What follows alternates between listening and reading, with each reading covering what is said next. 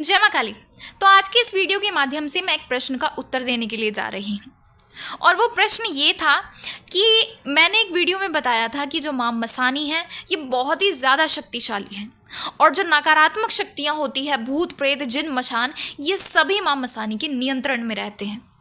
और जो बुरे व्यक्ति होते हैं, जो बुरे भगत या बुरे तांत्रिक होते हैं, वो अन्य व्यक्तियों के ऊपर मसानी क्रियाएं करते हैं। और इस वीडियो में मैंने बताया था कि किस प्रकार से मसानी क्रिया की जाती है।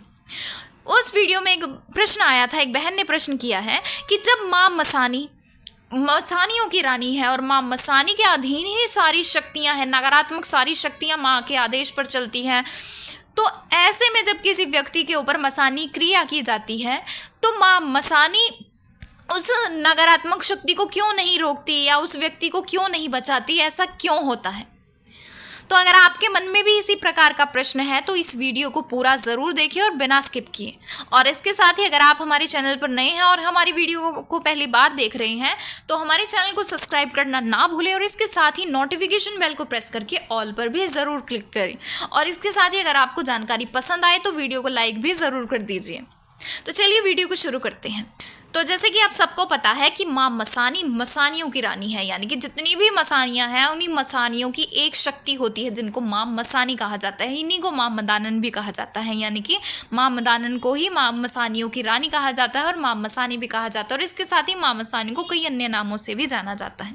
तो जब कोई भगत या जो तांत्रिक होते हैं जो अन्य व्यक्तियों का बुरा करते हैं, वो माँ के साथ जो नकारात्मक शक्तियाँ होती हैं उनका उपयोग करके वो दूसरे व्यक्तियों का बुरा करते हैं और मसानी क्रियाएं करते हैं। तो ऐसे में कई व्यक्ति ऐसा सोचते हैं या कहीं ना कहीं आप भी ऐसा सोचते होंगे कि वो मसानी क्रियाएं हो कैसे चाहती है? अगर वो देवी है तो उन शक्तियों को क्यों नहीं रोकती, क्यों वो शक्तियाँ जाकर बुरा कर देती हैं? तो मैं आपको ये समझा देती हूँ।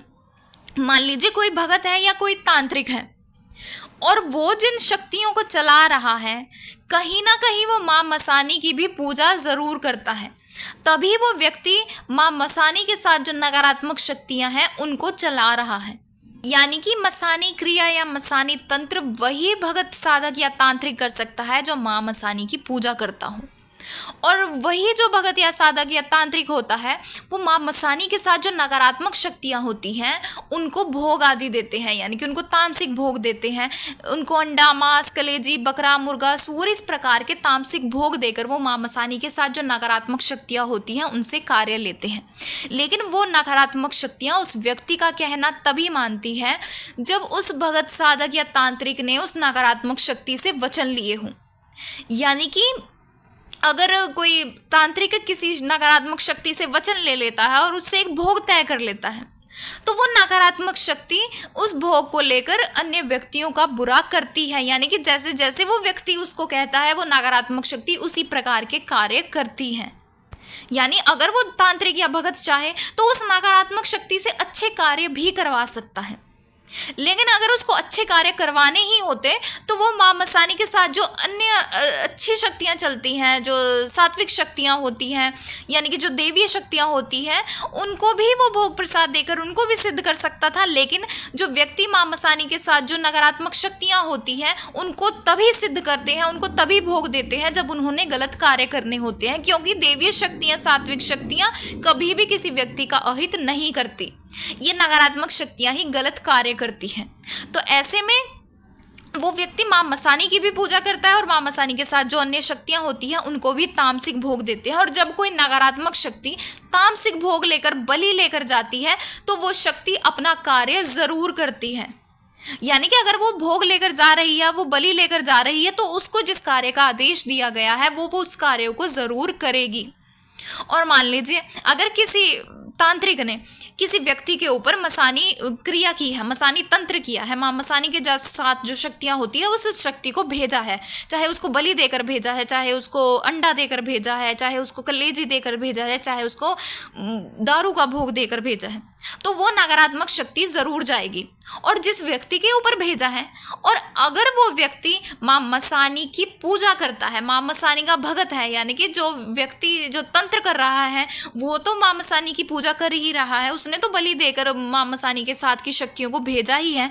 अगर सामने वाला व्यक्ति जिस व्यक्ति के ऊपर मसानी क्रिया करवाई गई है, अगर वो भी व्यक्ति माँ मसानी की पूजा करता है तो ऐसे में माँ मसानी उस व्यक्ति का बुरा नहीं होने देती। इस प्रकार से माँ मसानी रोकती है। यानी कि जिन बहन ने ये प्रश्न किया है कि माँ मसानी क्यों नहीं रोकती, क्यों उनको ऑर्डर नहीं देती कि इस प्रकार से ना किसी के ऊपर गलत कार्य करे नकारात्मक शक्तियाँ, तो माँ मसानी इस प्रकार से उस व्यक्ति की हेल्प करती है। यानी अगर जिस तांत्रिक ने किसी नकारात्मक शक्ति को सिद्ध किया है, उससे वचन लिए हैं, उसको भोग दिया है, तो वो शक्तियाँ तो अपना कार्य करेंगी ही करेंगी। तो इसीलिए ही कहा जाता है कि आपको भगवान की भक्ति करना बहुत ज़रूरी है। यानी अगर आपके ऊपर मसानी क्रिया की गई है या अन्य कोई भी तंत्र किया गया है और आप पूजा पाठ नहीं करते, तो ऐसे में आपके साथ अहित होगा। इसलिए ज़रूरी है कि आप पूजा करें। यानी अगर किसी सामने वाले व्यक्ति के ऊपर जो मसानी क्रिया की गई है और हम माँ मसानी की आप पूजा कर रहे हैं या अन्य किसी भी शक्ति की आप पूजा कर रहे हैं, मान लीजिए आप माँ काली की पूजा करते हैं, बाबा भोलेनाथ जी की पूजा करते हैं, बाबा भैरवनाथ जी की करते हैं, हनुमान जी की करते हैं, या अन्य किसी भी ग्रामीण देवी देवता हुआ आप पूजा करते हैं, आप उपासना करते हैं, तो ऐसे में वो देवी शक्तियाँ कभी भी आपका गलत नहीं होने देती। मान लीजिए किसी व्यक्ति ने आपके ऊपर जो मसानी क्रिया की है और उस मसानी क्रिया में जो उसको रिजल्ट चाहिए आपकी मृत्यु, और आप भगवान की पूजा करते हैं, आपने भगवान की अच्छी भक्ति की है, भगवान आपके साथ खड़े हैं, आपके इष्ट देवी देवता आपके साथ खड़े हैं, आपके कुल देवी देवता आपसे प्रसन्न है, आपके पितृ आपसे प्रसन्न है, आपके इष्ट आपसे प्रसन्न है, तो ऐसे में वो नकारात्मक शक्ति आपके पास आएगी ज़रूर, क्योंकि वो बलि लेकर आई है, उससे वचन लिए गए हैं, और साथ ही वो व्यक्ति भी शक्तियों का उपासक है, उसने भी तो पूजा की है, तो उसकी भी वो शक्ति सुनेगी। तो इसलिए वो नकारात्मक शक्ति आपके पास ज़रूर आती है, लेकिन जो देवीय शक्ति होती है वो उसके असर को कहीं ज़्यादा ख़त्म कर देती है। मान लीजिए वो नकारात्मक शक्ति आपकी मृत्यु के लिए आपके पास आई थी, तो ऐसे में जो आपके पास जो देवी शक्तियाँ होती हैं वो आपकी मृत्यु नहीं होने देती, उसके बदले आपकी तबीयत खराब हो जाती है, यानी कि आप बीमार हो जाते हैं। और बीमार भी ऐसा नहीं कि आप हॉस्पिटल में एडमिट हो जाएंगे, आपके ऊपर बहुत ही ज़्यादा पैसे लग रहे हैं, आपके साथ ऐसा नहीं होगा। आपको थोड़ा बहुत आपको बुखार आएगा, 1-2 दिन के लिए आप बीमार पड़ जाएंगे, या अगर आपका बहुत बड़ा आपका एक्सीडेंट होने वाला था, उस एक्सीडेंट में आपकी मृत्यु होने वाली थी, तो ऐसे में हो सकता है आपके जो वाहन है वो हल्का सा किसी के साथ टकरा जाए, उसके ऊपर कुछ स्क्रैचेस आ जाएं, या आप चलते चलते आपको कोई हल्का सा आपका एक्सीडेंट कर दे, आपको हल्की सी खरोंच आए। इस तरीके से होता है कि जब कोई तांत्रिकी आपके ऊपर मसानी क्रिया करता है या अन्य कोई भी आपके ऊपर तांत्रिक क्रिया करता है और अगर आप पूजा करते हैं तो आपकी रक्षा ज़रूर होती है, वो देवी शक्ति आपको ज़रूर बचा। लेकिन अगर आप पूजा ही नहीं करते तो ऐसे में आपका अहित ज़रूर होता है, क्योंकि वो नकारात्मक शक्ति है और भेजने वाला भी शक्तियों का उपासक है, उसने भी काफ़ी पूजा की है, उसने भी काफ़ी जप तप किया है, उसने भी साधनाएं की होंगी, भले ही उसने नकारात्मक शक्तियों की साधना की है। लेकिन अगर आपने कुछ नहीं किया है, आपने ना ही कभी पूजा पाठ किया है, ना ही आप कभी मंदिर गए हैं, ना ही आपने कभी मंत्र जाप किया है, तो ऐसे में वो नकारात्मक शक्ति आपका बुरा ज़रूर करेगी। और जिस मंशा से किसी व्यक्ति ने आपके पास उसको भेजा है वो नकारात्मक शक्ति उस कार्य को अवश्य ही करेगी।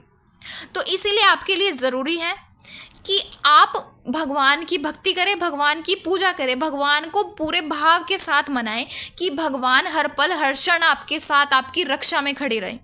और इसके साथ ही आपके जो कुल देवी देवता हैं, आपके पितृ हैं, आप उनको ज़रूर मनाएं, समय समय पर उनका भोग दें, अपने इष्ट की ज़्यादा से ज़्यादा भक्ति करें। क्योंकि अगर आप अपने कुल देवी देवता, अपने पितृ, अपने इष्ट, इनकी आप सच्चे हृदय के साथ पूजा भक्ति करते हैं तो ऐसे में कभी भी आपका गलत नहीं हो सकता। तो इस तरीके से होता है जब कोई व्यक्ति आपके ऊपर नकारात्मक शक्तियाँ भेजता है तो देवीय शक्तियाँ क्या कार्य करती हैं, किस प्रकार से वो कार्य करती है, किस तरह से आपको वो बचाती हैं। तो आशा है आपको जानकारी पसंद आई होगी, और अगर आपको जानकारी पसंद आई है तो वीडियो को लाइक करें और ज़्यादा से ज़्यादा लोगों तक शेयर करें।